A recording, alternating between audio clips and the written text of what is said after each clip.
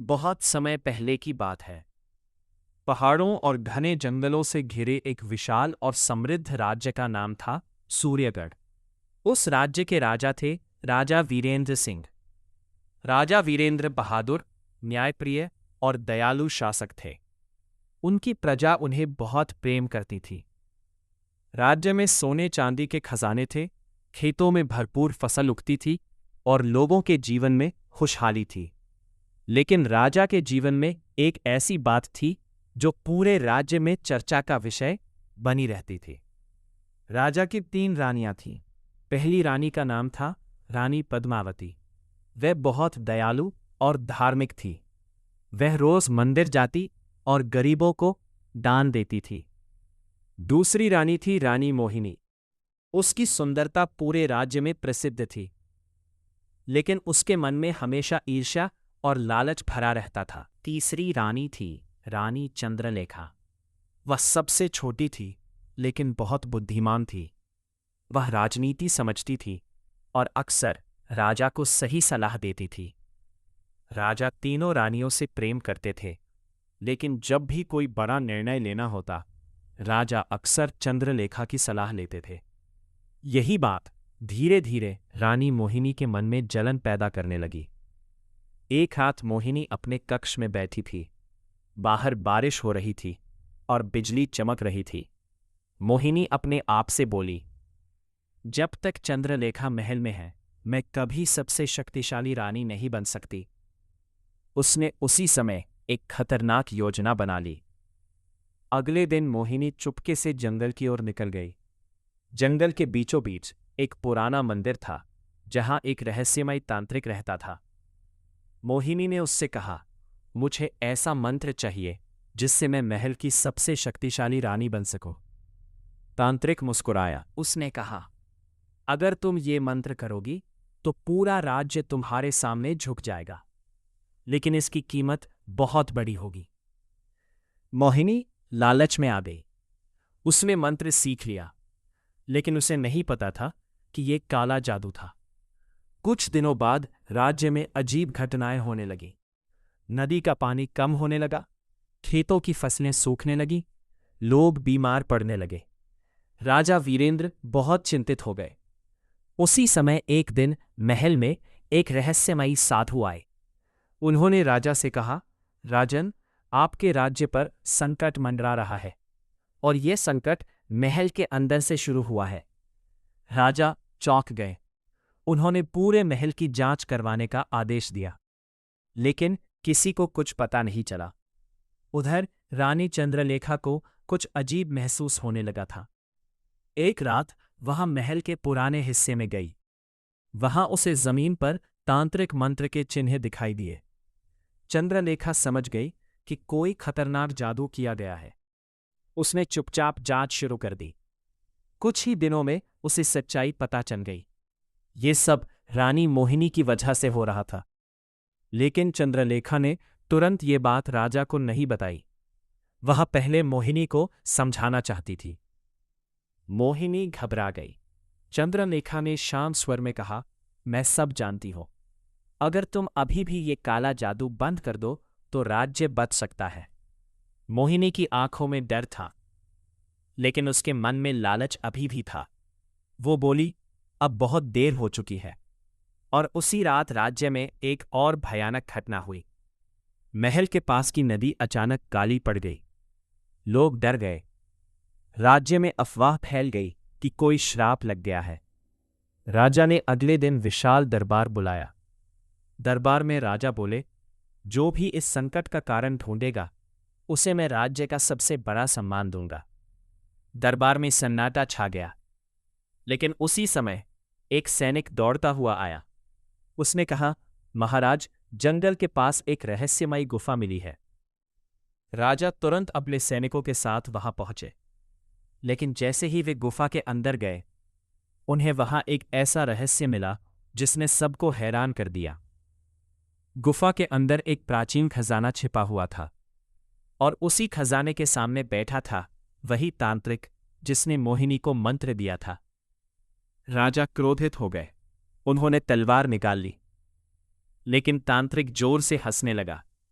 वो बोला, राजा वीरेंद्र, अब बहुत देर हो चुकी है। यह काला जादू अब पूरे राज्य को निगल जाएगा। राजा ने सैनिकों को आदेश दिया कि तांत्रिक को पकड़ लिया जाए। लेकिन तभी अचानक गुफा के अंदर तेज हवा चलने लगी, दीवारें कांपने लगी और तभी तांत्रिक ने एक भयानक मंत्र पढ़ा, जिससे पूरा जंगल अंधेरे में डूब गया। गुफा के अंदर अचानक अंधेरा छा गया। सैनिक घबरा गए। तेज हवा चलने लगी और गुफा की दीवारें कांपने लगी। राजा वीरेंद्र ने अपनी तलवार कसकर पकड़ ली। तभी तांत्रिक जोर से हंसने लगा।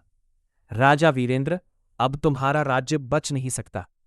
राजा क्रोधित होकर उसकी तरफ बढ़े, लेकिन अचानक गुफा के अंदर काली धुंध फैल गई। कुछ पल के लिए किसी को कुछ दिखाई नहीं दिया। जब धुंध हटी तो तांत्रिक वहां से गायब था।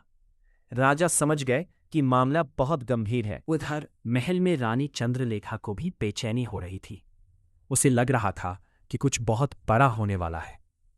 रात के समय वो महल की छत पर खड़ी थी। अचानक उसने देखा कि महल के पीछे वाले जंगल से काला धुआं उठ रहा है। उसी समय एक सैनिक दौड़ता हुआ आया। महारानी, जंगल में आग लग गई है। राजा तुरंत सैनिकों के साथ जंगल पहुंचे, लेकिन यह साधारण आग नहीं थी। पेड़ों के बीच अजीब सी नीली लपटें जल रही थीं। तभी अचानक वही तांत्रिक सामने आ गया। उसने जोर से कहा, यह तो बस शुरुआत है। जब तक तुम्हारे महल की सच्चाई सामने नहीं आएगी, यह राज्य बर्बाद होता रहेगा। राजा ने तलवार उठाई और तांत्रिक पर हमला किया, लेकिन तांत्रिक धुएं में बदलकर गायब हो गया। राजा और ज्यादा चिंतित हो गए। उन्हें रानी चंद्रलेखा को अब पूरा यकीन हो चुका था कि इस सब के पीछे रानी मोहिनी का हाथ है। अगले दिन उसने मोहिनी को महल के बगीचे में बुलाया।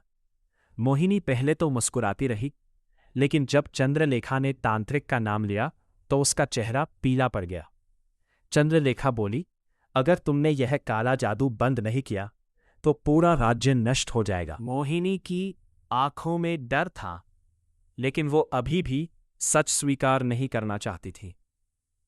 उसी रात तांत्रिक फिर महल में आया।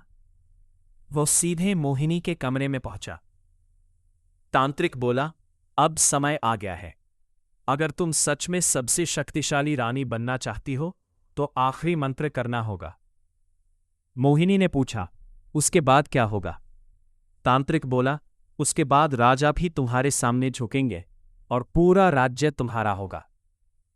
लालच में आकर मोहिनी ने आखिरी मंत्र करने का फैसला कर लिया, लेकिन उसे नहीं पता था कि इस मंत्र से राज्य पर भयानक संकट आने वाला है।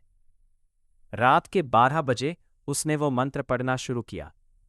जैसे ही मंत्र पूरा हुआ, आसमान में बिजली कड़कने लगी, तेज तूफान चलने लगा और अचानक पूरे राज्य में भूकंप जैसा झटका महसूस हुआ।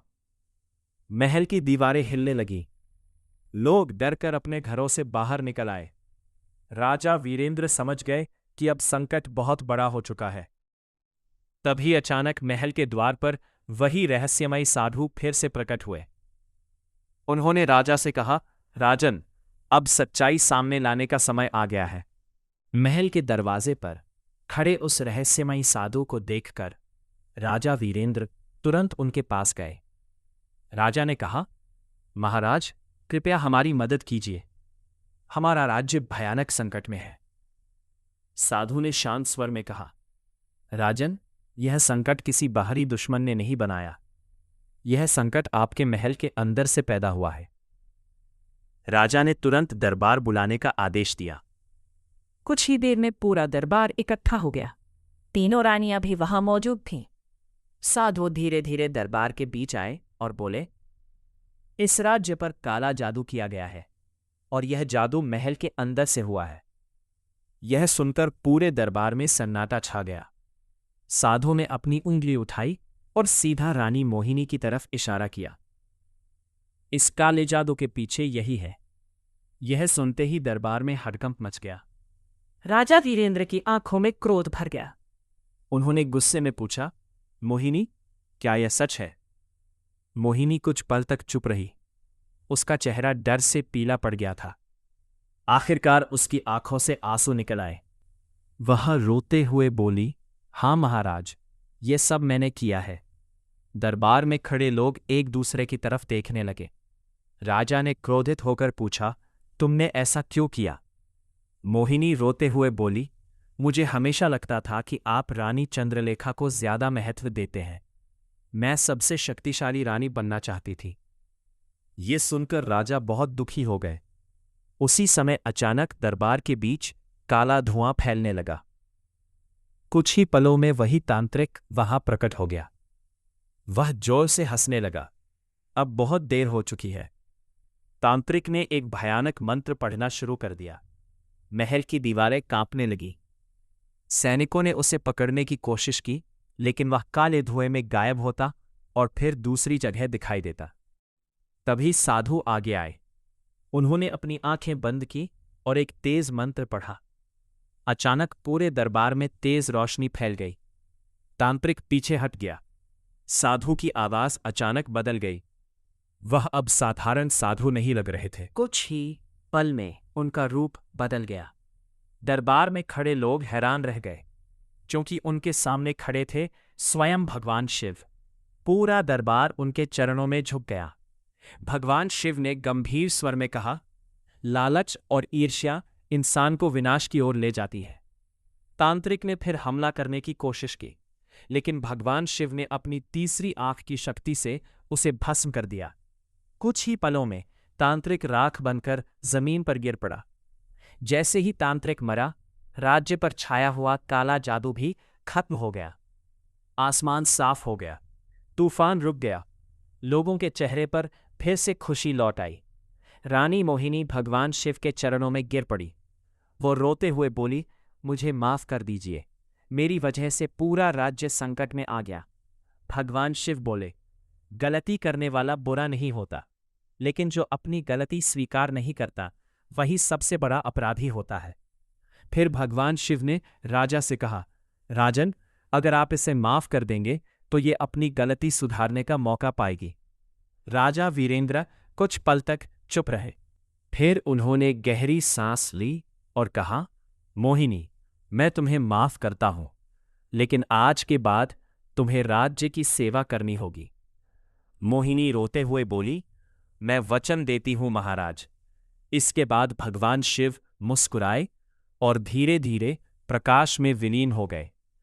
कुछ ही दिनों में सूर्यगढ़ राज्य फिर से खुशहाल हो गया। नदियां फिर बहने लगी, खेतों में हरियाली लौट आई और तीनों रानियां मिलकर राज्य की सेवा करने लगीं।